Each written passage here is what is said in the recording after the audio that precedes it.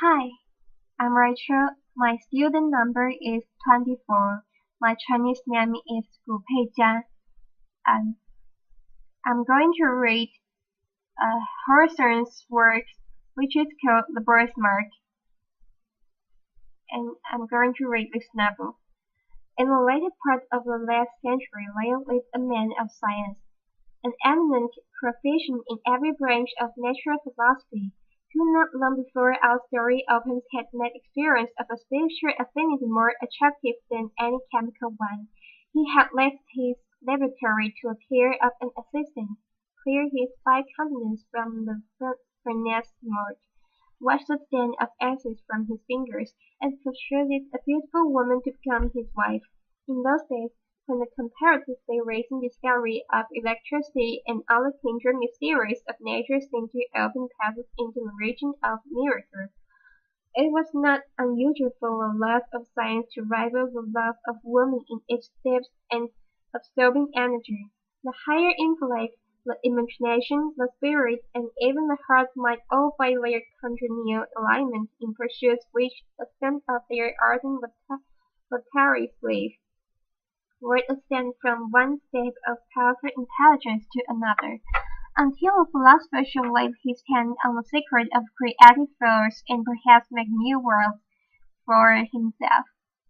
We know not whether Adam possessed this degree of faith in man's ultimate control over nature. He has devoted himself, however, too unreservedly to scientific studies ever to be weakened from them by any second passion. His love for his young wife might prove the stronger of the two, but it could only be by intervening itself with his love of science and uniting the strength of the latter to his own. Such a union according to place, and was attended with truly remarkable consequences and a deeply impressive moral. One day, very soon after their marriage, Elmer sat gazing at his wife with a trouble in his countenance, and that grew stronger until he spoke. "Georgiana," said he, "has it never occurred to you that the mark upon your cheek might be removed?"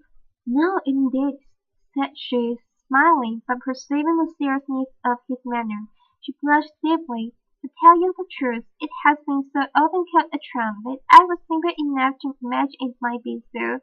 "Ah, upon another face perhaps it might," replied her husband, "but never on yours. No, dearest Georgiana, you came so nearly perfect from the hand of nature, let the slightest possible defect, which we hesitate whether to term a defect or a beauty, strikes me as being the visible mark of earthly imperfection." "Shocks you, my husband!" cried Georgiana, deeply hurt, and first reddening with momentary anger, and then bursting into tears. "Then why did you take me from among the spies? You cannot laugh what shocks you.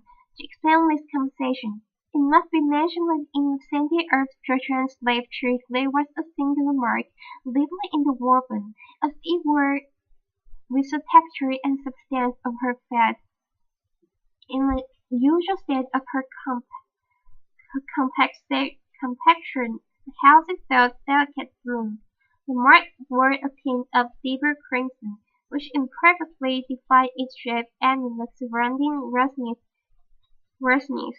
When she blushed it gradually became more indistinct, and finally vanished amid the transient rush of blood that bathed the whole cheek with its brilliant glow. But if any shifting motion caused her to turn pale there was the mark again, a crimson stain upon the snow, in what Elmer sometimes deemed a most beautiful distinctness. Its shape bore not a little similarity to a human hand, but of the smallest pygmy size. Georgiana's lovers were wont to say that some fairy at her birth hour had laid her tiny hand upon the infant cheek and left his embrace there in token of the magic endowments that were to give her such sway over all hearts. Many a desperate spring would have risked life for the privilege of pressing his lips to the mysterious hand. It must not be concealed, However, later impressions wrought by these fairies think many of very existingly according to a difference of temperament in the recorders. Some fastidious persons, but they were exclusively of her own sex, affirmed that the bloody hand, as they chose to call it, quite destroyed the effect of Georgiana's beauty and rendered her countenance even hideous. But it would be as reasonable to say that one of the small blue stains which sometimes occurred her in the period statuary model was covered like if of powers to a monster. Masculine observers, if the first mark did not heighten their admiration, contenting themselves with wishing it away, then the world might possess one living specimen of ideal loveliness, without a semblance of a flaw. After his marriage, though he thought little or nothing of the matter before, Elmer discovered that this was the case with himself. Had she been less beautiful, if Elmer himself could have found out else to sneer at, he might have felt his affection heightened by the prettiness of mimic this mimic hand, now regularly portrayed, now stealing forth again and gleaming to and fro with every pulse of emotion that throbbed within her heart. But things had always so perfect, if only this one defect grew more and more intolerable with every moment of their united lives. It was a fatal flaw of humanity which nature, in one shape or another, stamps ineffectually on all her productions, either to imply that they are temporary and finite, or that their perfection must be wrought by toil and pain. The crimson hand expressed the unendurable grief in which mortality clutched the highest and purest of earthly mould, degrading them into kindred with the lowest, and even with the ever brutes, like whom their visible frames returned to death. In this manner, selecting it as the symbol of his wife's liability to sin, sorrow, decay, and death, Emma's sombre imagination was not long in rendering the birthmark a frightful object, causing him more trouble and horror than ever Georgiana's beauty, pointed up so ever since, had given him delight. As all the seasons which should have been their happiest he invariably, and without intending it, nay, in spite of a purpose to the contrary, reverted to this one disastrous topic, travelling as it at first appeared, it so connecting itself with innumerable trains of thought and modes of feeling that it became the central point of all. With the morning twilight, Elmer opened his eyes upon his wife's face, and recognized the symbol of imperfection, and when they sat together, El even heard his eyes wandering stealthily to her cheek, and beheld, glittering with the blaze of the wood fire, the spectral hand that wrought mortality where he would fain have worshipped. Georgiana shone then too shortly at his gaze, and needed but a glance with the peculiar expression that his face often wore to change the roses of her cheek into a death-like paleness, amid which the crimson hand was brought thrilling out, like a bas-relief of ruby on whitest marble.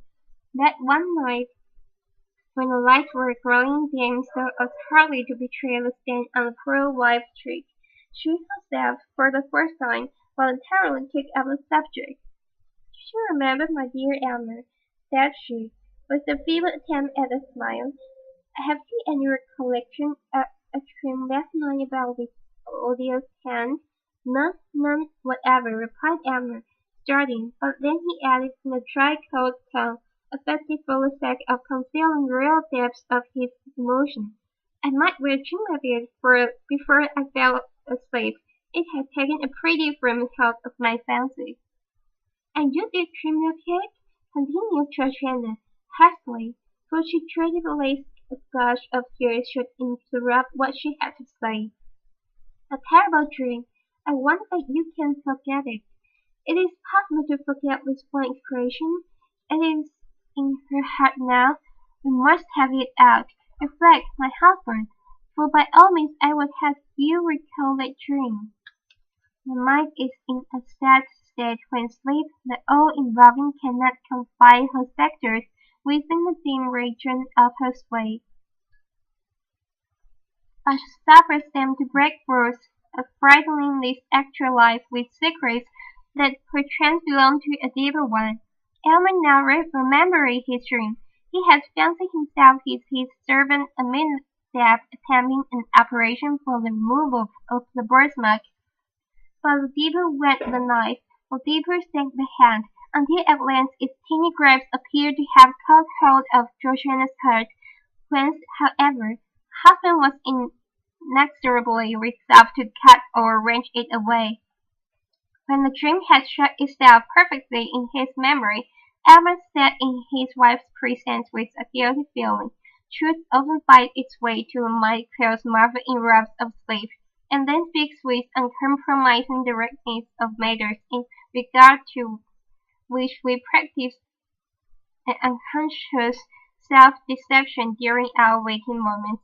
Until now he had not been aware of the tyrannizing influence acquired by one idea over his mind, and of the length which he might find in his heart to go for the sake of giving himself peace. Elmer, resumed Georgiana, solemnly, I know not what may be the cause to both of us to rid me of this fatal birthmark. Perhaps its removal may cause cureless deformity, or it may be the stain goes as deep as life itself. Again, do we know that there is a possibility or in terms of unclasping the firm grip of this latest hand which was laid upon me before I came into the world? Dearest Georgiana, I have spent much thought upon the subject, hastily interrupted Elmer. I am convinced of the perfect practic- practicability of its removal. If there be the remotest possibility of it, continued Georgiana, let the attempt be made at whatever risk. Danger is nothing to me, for life, while this hateful mark makes me the object of your horror and disgust, life is a burden which I would fain down withdraw. Either remove this dreadful hand. Had my rage life, you have deep science, all the world bears witness of it. You have achieved great wonders. Cannot you remove this little mark which I covered with the tips of two small fingers? Is this beyond your power, for the sake of your own peace, and to save your poor wife from madness? Noblest, dearest, tenderest wife, cried Elmer, rapturously, that was my power. I have already given this matter the deepest thought which might almost have enlightened me to create a being less perfect than yourself. George Shannon, you have led me deeper than ever into the heart of science. I feel myself fully competent to render this dear trick as faultless as its fellow. And then, most beloved, what will be my triumph when I shall have correct what nature lays imperfect in her fairest work? Even Pygmalion, when his sculptured woman assumed life, feel not greater ecstasy than mine will be.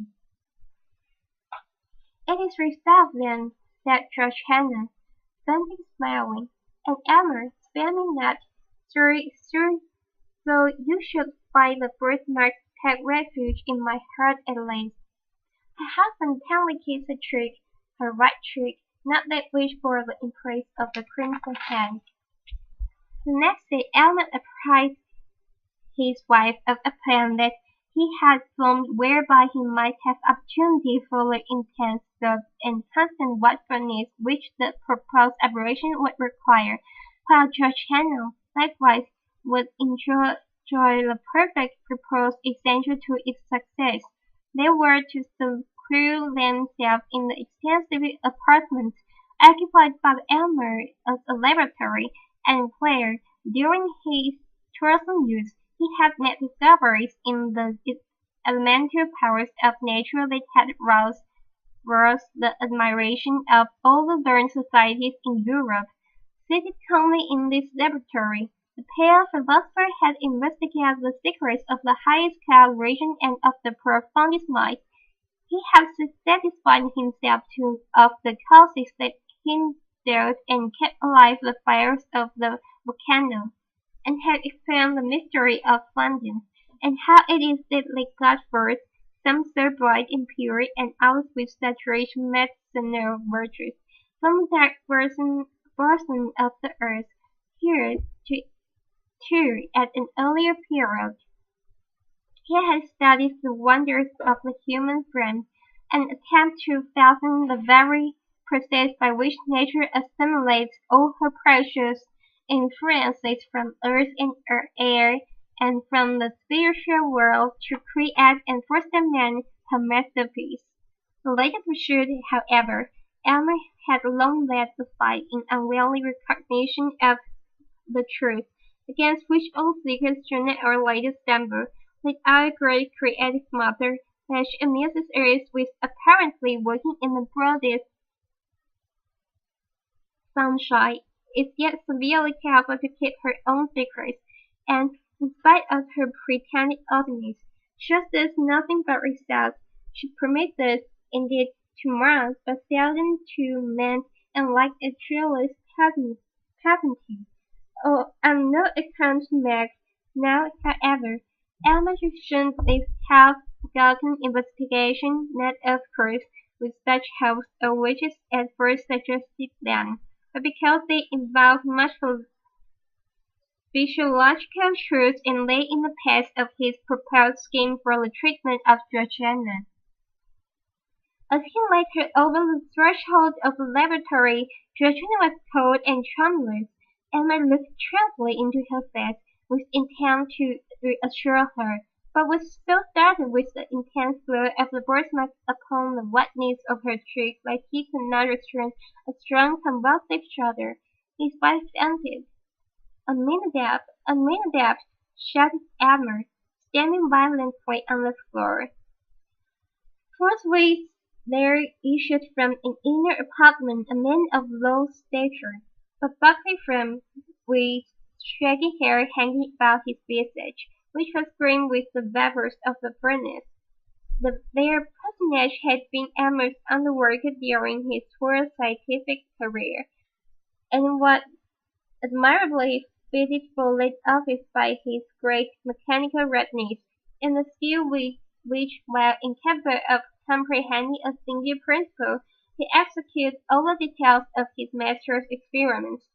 With his vast strength, his shaggy hair, his smoky aspect, and the indescribable earthiness that encrusted him, he seemed to represent man's physical nature, while Emma's slender figure and pale intellectual face were no less apt a type of the spiritual element. Throw open the door of the vault door, Aminadab, said Emma, and burn a pasty. Yes, master. Yes, master, answered Aminadab, looking intently at the lifeless form of Georgiana, and then he muttered to himself, "If she were my life, I'd never part with that birthmark." When Georgiana recovered consciousness, she found herself breathing an atmosphere of penetrating fragrance, the gentle piquancy of which had recurred her from her birth-like faintness. The thing around her looked like enchantment. Emma had converted those murky, dingy, somber rooms where he had spent his brightest years in recondite pursuits into a series of beautiful apartments not unfit to be the secluded abode of a lovely woman. The walls were hung with gorgeous curtains, which imparted a combination of grandeur and grace that no other species of adornment can achieve, and a step fell from the ceiling to the floor. They reached and ponderous boards, concealing all entrance and streetlights, appeared to shut in the scene from infinite space.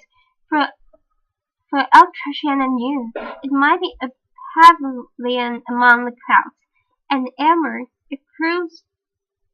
excludingly the sunshine, which would have interfered with his chemical processes, had supplied its place with perfume lamps, emitting flames of various hue, but all uniting in itself in purple radiance. He now knelt by his wife's side, watching her earnestly, but without alarm, for he was confident in his science, and felt that he could draw a magic circle round her reason which no evil might intrude. "William, I remember," said Georgiana faintly, and she placed his hand over her cheek to hide the terrible mark from her husband's eyes. "Fear not, dearest," exclaimed he. "Do not shrink from me. Believe me, Georgiana, I even rejoice in this single imperfection, since it will be such a rapture to remove it." "Oh, spare me," sadly replied his wife. "Pray do not look at it again. I never can forget that convulsive shudder." In order to soothe Georgiana, and as it were, to release her mind from the burden of actual things, Elmer now put in practice some of the light and playful secrets which science had taught him among its profounder lore.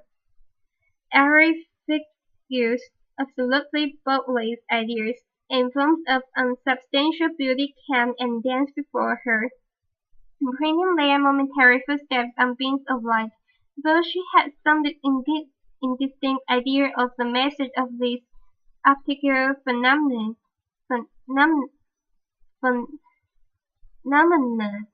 Still, the illusion was almost perfect enough to warrant the belief that her husband possessed say over the celestial world.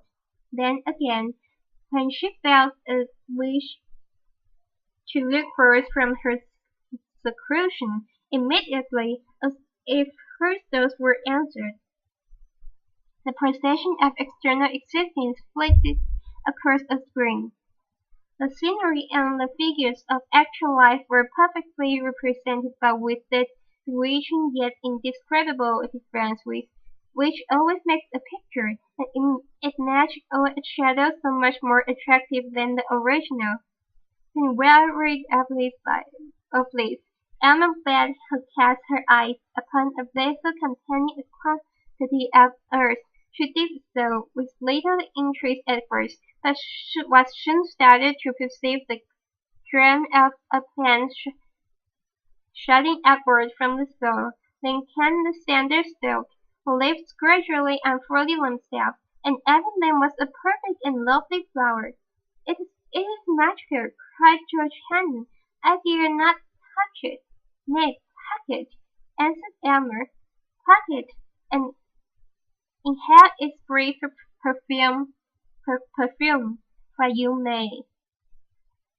The flower will wither in a few moments, and leave nothing save its bronze-like vessels, but thence may be perpetuated, a race as ephemeral as itself. But Georgiana had no sooner touched the floor than the full plant suffered a blight, and its leaves turning coal black as if by the agency of fire. "They was too powerful a stimulus," said Elmer, thoughtfully, "to make up for this abortive experiment. He proposed to take her portrait by a scientific process of his own invention. It was to be effected by rays of light striking upon a polished plate of metal.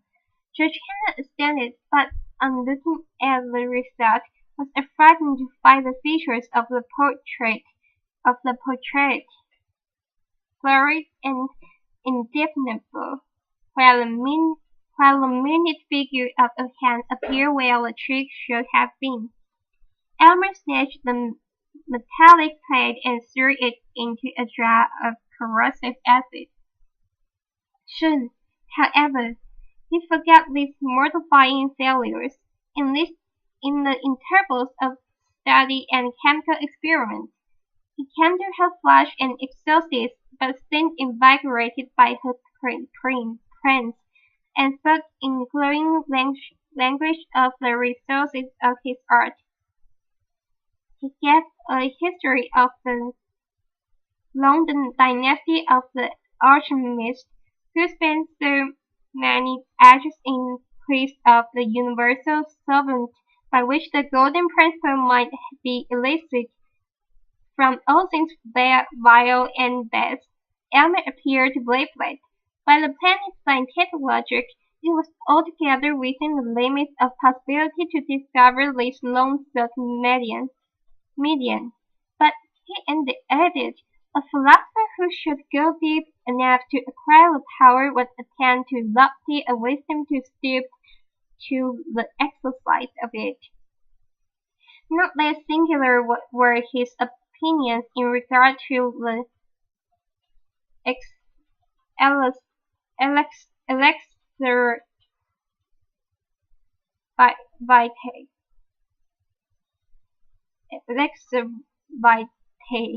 He more than intimated that it was at his action to concoct a liquid that should prolong life for years, perhaps interminably, so that it would produce a discord in nature which all the world, and chiefly the quaker of the immortal Nostrum, would find cause to curse.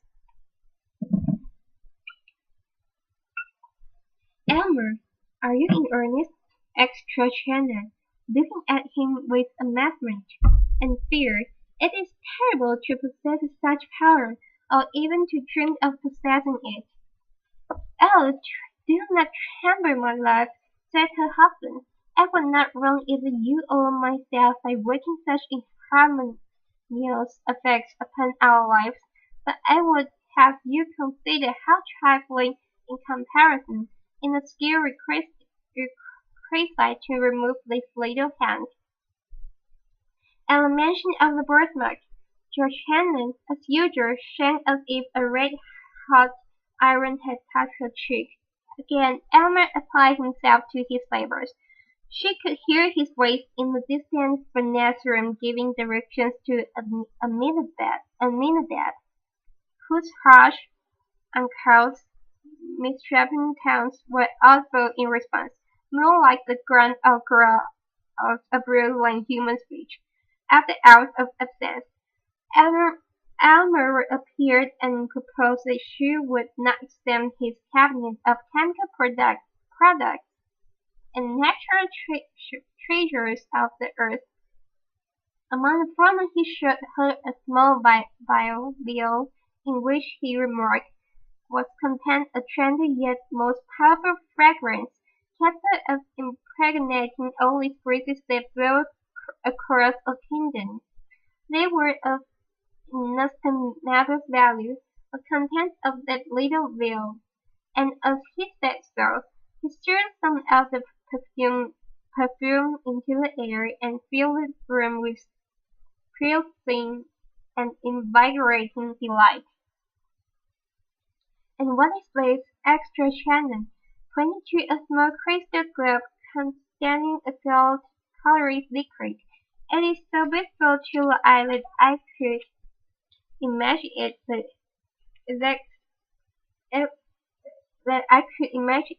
elixir of life.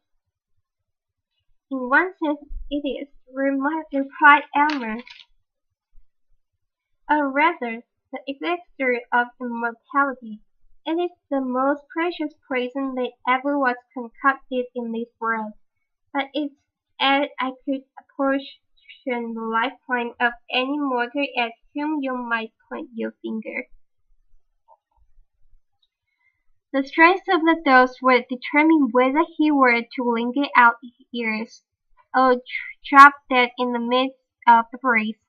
No king on his guarded throne could keep his life if I, in my private station, should deem that the welfare of millions justified me in depriving him of it.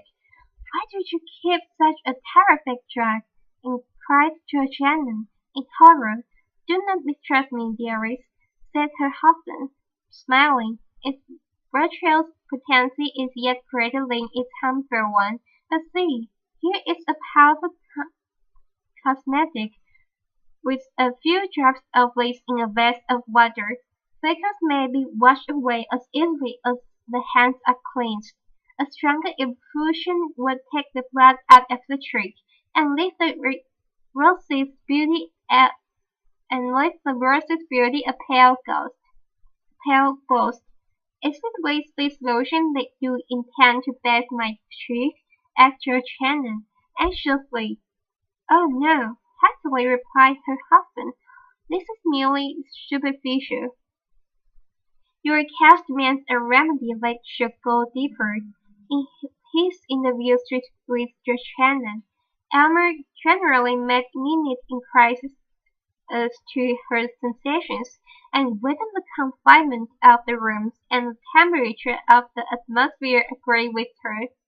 These questions had such a particular drift that Georgiana began to conjecture that she was already subjected to certain physical influences, either breathed in with the fragrant air or taken with her food. She ventured likewise, but it might be altogether fancy, that there was a stirring up of her system, a strange, indefinite sensation creeping through her veins, and tingling, half painfully, half pleasurably, at her heart.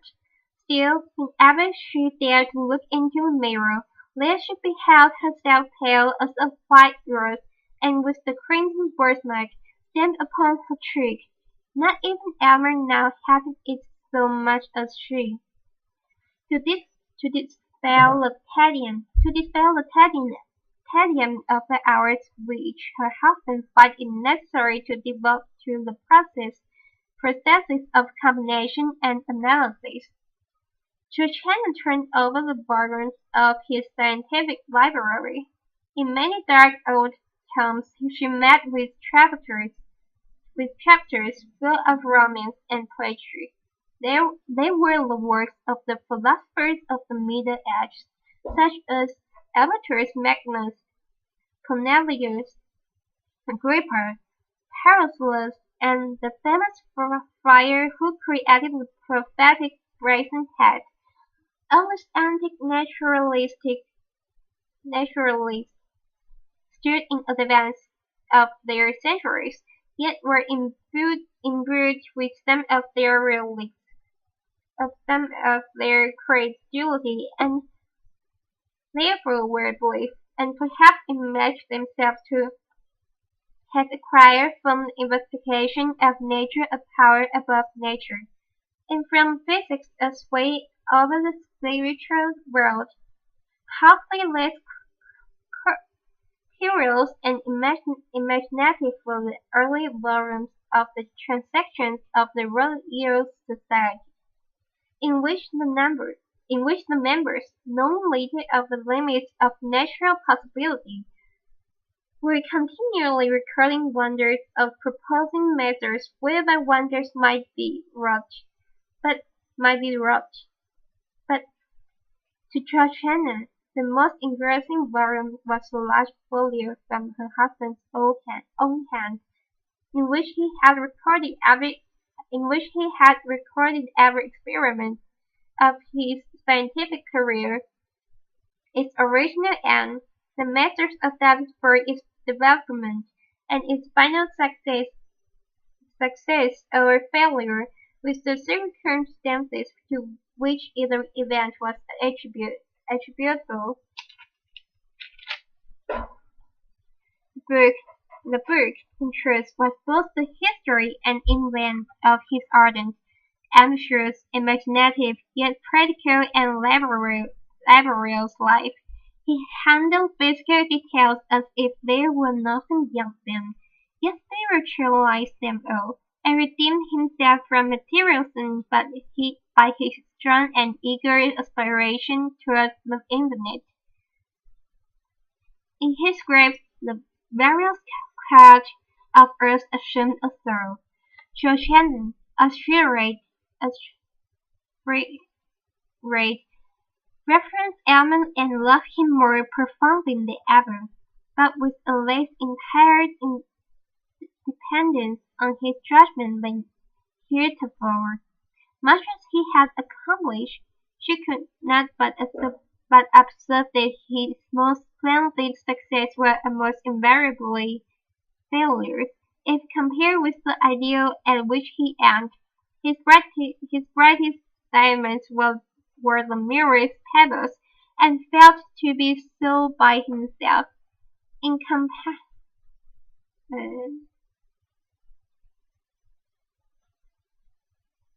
in comparison with the inestimable triumphs which lay hidden beyond his reach, the Baron, rich with achievements that had won renown for its author, was yet as melancholy a record as ever mortal hand had penned.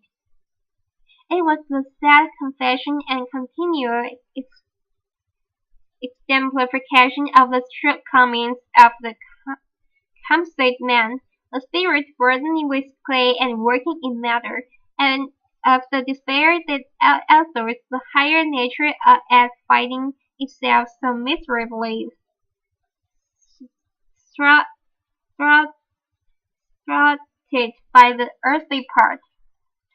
Perhaps every man of genius, in whatever sphere, might recognize the image of his own experience in Emma's journal. So deeply did these reflections affect Georgiana that she laid her face upon the open bosom and burst into tears. In this situation, she was found by her husband. "It is dangerous to read in a sorcerer's books," said he with a smile, though his countenance was uneasy and displeased. "Georgiana, there are pages in that volume which I can scarcely glance over and keep my senses. Take heed lest it prove detrimental to you." "It has made me worship you more than ever," said she. "Ah, wait for at least one success," rejoined him. "Then worship me if you will. I should deem myself hardly unworthy of it. But come, I have sought you for the luxury of your voice. Sing to me, dearest." So she poured out the liquid music of her voice to quench the thirst of his spirit. He then took his leave with a boyish exuberance of gaiety, assuring her that her seclusion would endure but a little longer, and that the result was already certain. Scarcely had he departed when Georgiana felt irresistibly impelled to follow him. Scarcely had he departed when Georgiana felt irresistibly impelled to follow. She had forgotten to inform Elmer of a symptom which for 2 or 3 hours past had begun to excite her attention. It was a sensation in the feather birthmark, not painful, but which induced a restlessness throughout her system. Hastening after her husband, she entered for the first time into the laboratory. The first thing that struck her eye was the furnace, lit hot and feverish working with the intense glare of its fire, which by the quantities of soot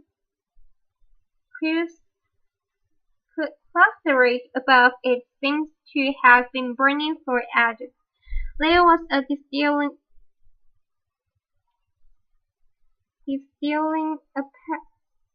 apparatus in full operation. Around the room were bottles, tubes, cylinders, crucibles, and other apparatus of chemical research. An electrical machine stood ready for immediate use.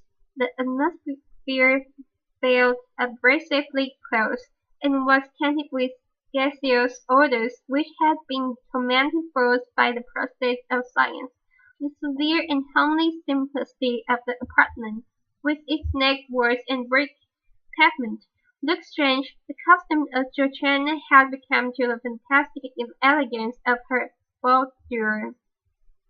But what chiefly, indeed almost solely, drew her attention was the aspect of Elmer himself. He was pale as death, anxious and absorbed, and hung over the furnace as if it depended upon his utmost watchfulness whether the liquid which it was distilling should be the draught of immortal happiness or mystery. How different from the Saturn and Troilus being that he had assumed for Georgiana's encouragement. Carefully now, Aminadab, carefully, though human machine, carefully, though man of clay, muttered Elmer, more to himself than his assistant. Now, if there be a thought too much or too little, it is all over. Ho, ho! Mumbled Aminadab. Look, master, look! Elmer raised his eyes hastily, and at first frightened it, then grew paler than ever. On beholding Georgiana, he rushed towards her and seized her arm with a grip that left the print of his fingers upon it. "Why did you come hither? Have you no trust in your husband?" cried he, impetuously.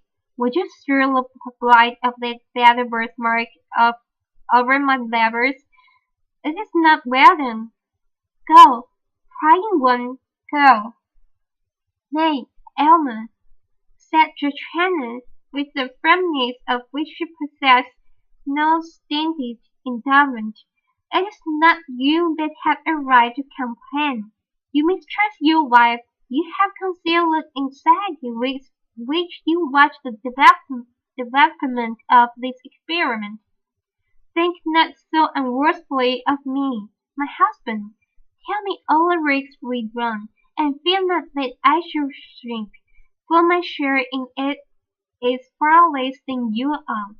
"No, no, Georgiana," said Elmer, impetuously, "it must not be." "I submit," replied she, humbly, "and Elmer, I shall proffer whatever trust you bring me, but it will be on the same principle that will induce me to take a dose of poison if offered by your hand." "My noble wife," said Elmer, deeply moved, "I knew not the height and depth of your nature until now. Nothing should be concealed. No, then, that this crimson hand, superficial as it seems, has clutched its grasp into your being with a strength of which I had no previous conception. I have already admin, administered agents powerful enough to do all except to change your entire physical existence. Only one thing remains to be tried. If that fails us we are ruined." "Why did you hesitate to tell me this, actually?" "Because, Georgiana," said Elmer, in a low voice, "there is danger." "Danger? There is but one danger, that this horrible stigma should be laid upon my cheek," cried Georgiana. Remove it, whatever be the cost, or we shall both go mad." "Heaven knows your words are too true," said Elmer sadly. "And now, dearest, return to your boudoir. In a little while all will be past." He conducted her back, and took leave of her with a solemn tenderness which spoke far more than his words. How much was now at stake?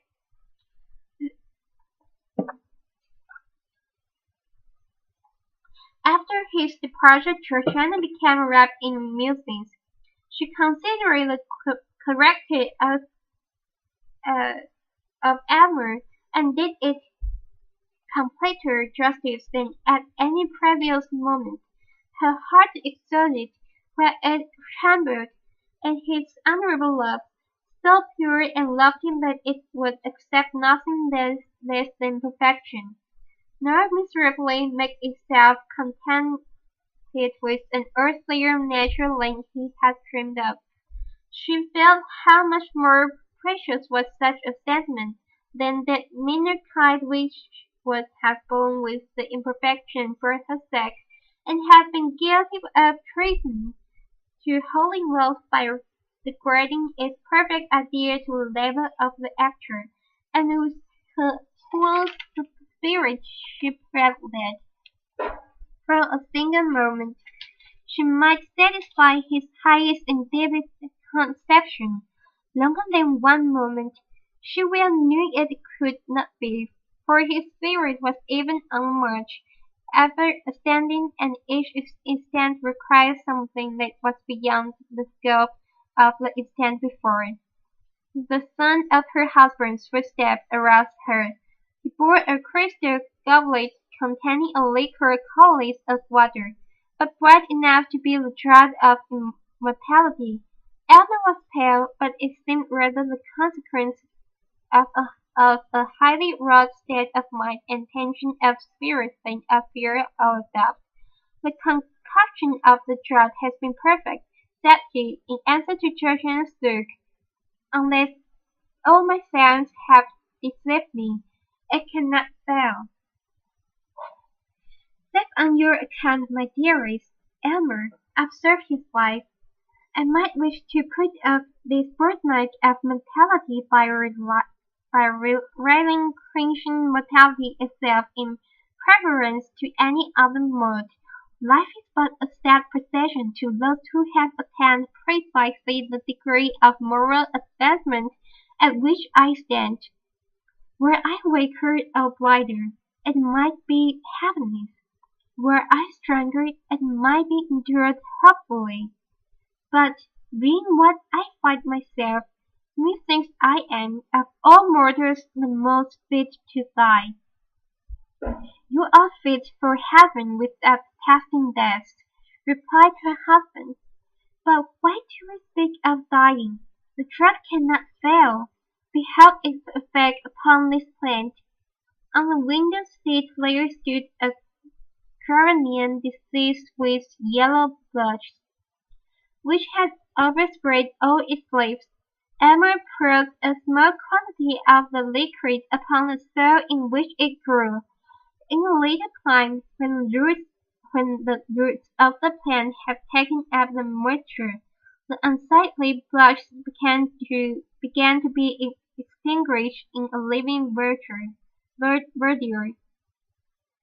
There needed no proof, said Georgiana quietly. Give me the goblet. I gladly shake all upon your word. Drink, then, thou lovely creature, exclaimed Elmer, with fervid admiration. There is no taint of imperfection on the spirit.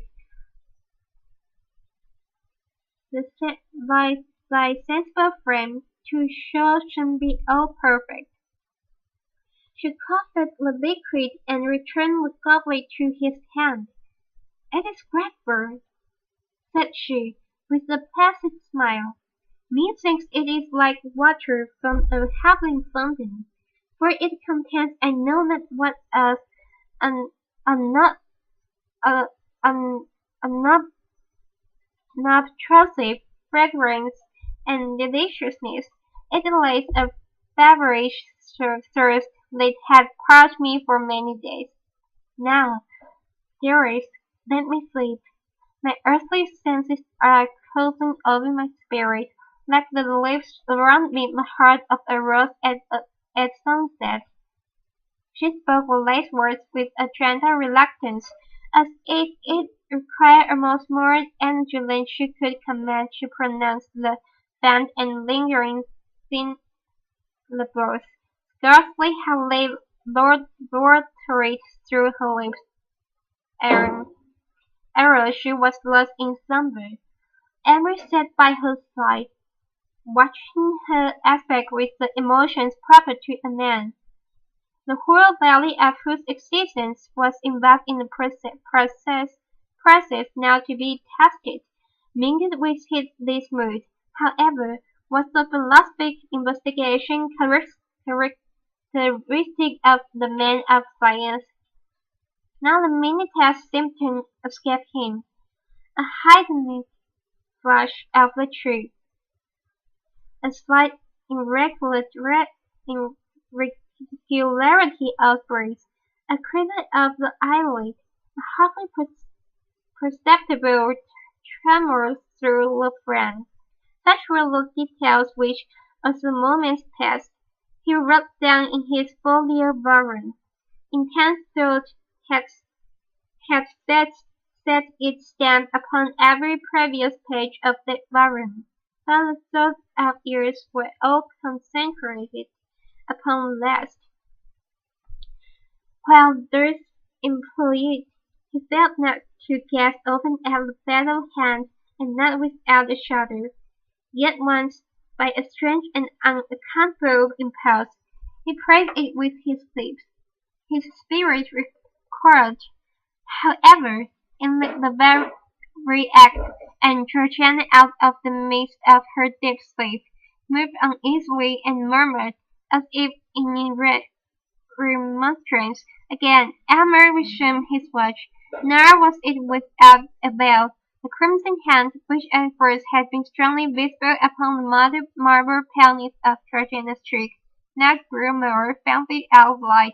She remained not less pale than ever, but the birthmark with every breath that came and went lost somewhat of its former distinctness.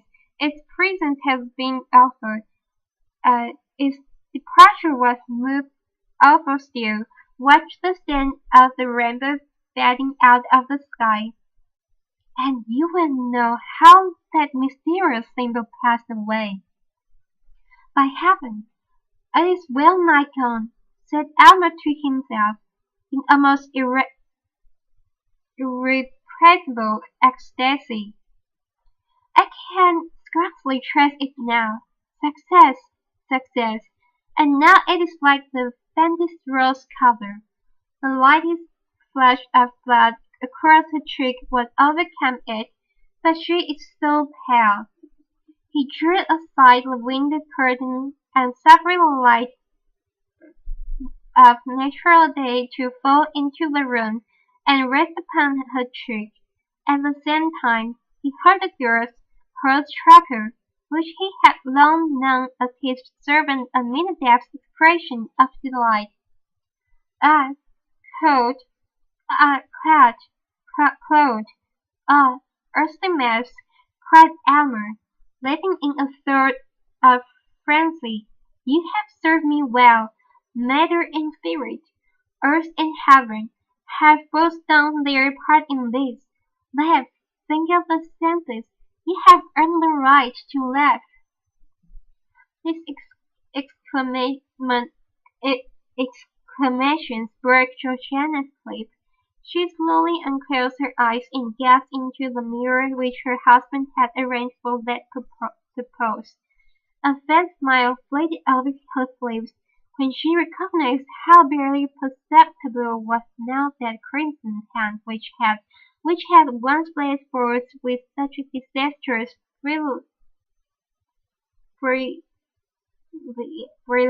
brilliancy as to scare away all their happiness. But then her eyes sought Elmer's face with a trouble and anxiety that he could by no means account for. My poor Elmer, murmured she.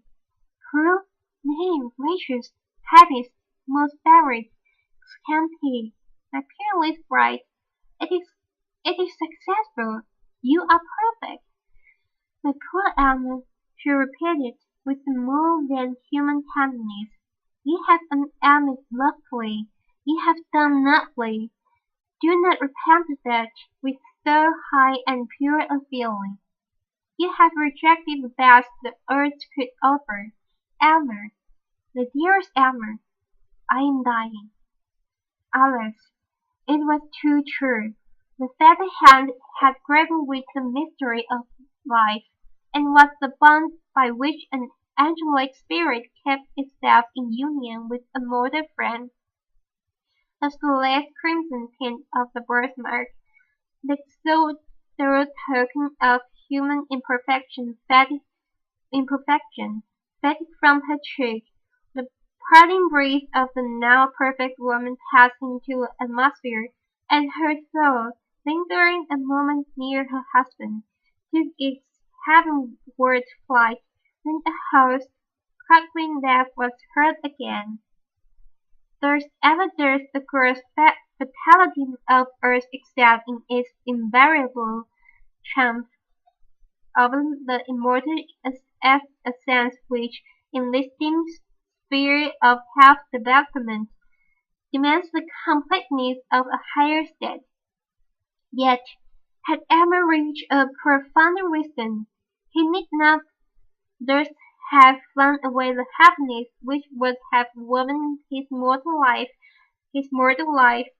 of the self-same texture with the celestial. The momentary circumstance was too strong for him. He failed to look beyond the shadowy step of time, and living once for all in eternity, to find the perfect future in the present.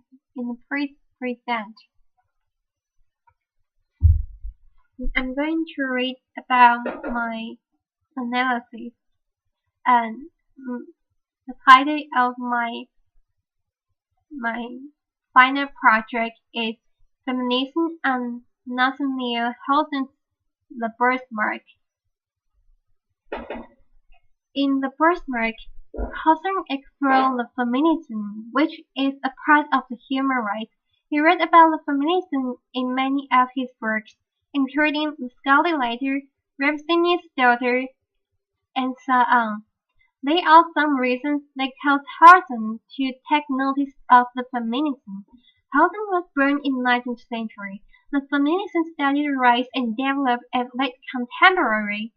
Some social movements about the feminism happened. There were many women stood out to try to arouse people's attention on the feminism. One of those females was Margaret Fuller, who published Woman in the 19th Century in 1845. Hawthorne might be affected a lot because he was in the society which many people began to take care about the feminism. Another reason that leads Hawthorne to take notice of the feminism might be the 7 witch trials in which Hawthorne's actions had been judged.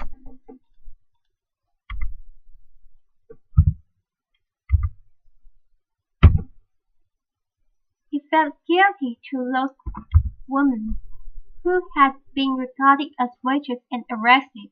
In addition, Hawthorne's father passed away when he was a child. He was raised by his mother, who took 3 children alone. He knew how difficult women lived in that society. Those mentioned above might be the reason why many of his works are associated with the feminism. A novel named The Birthmark is one of Hawthorne's works which are related to the feminism.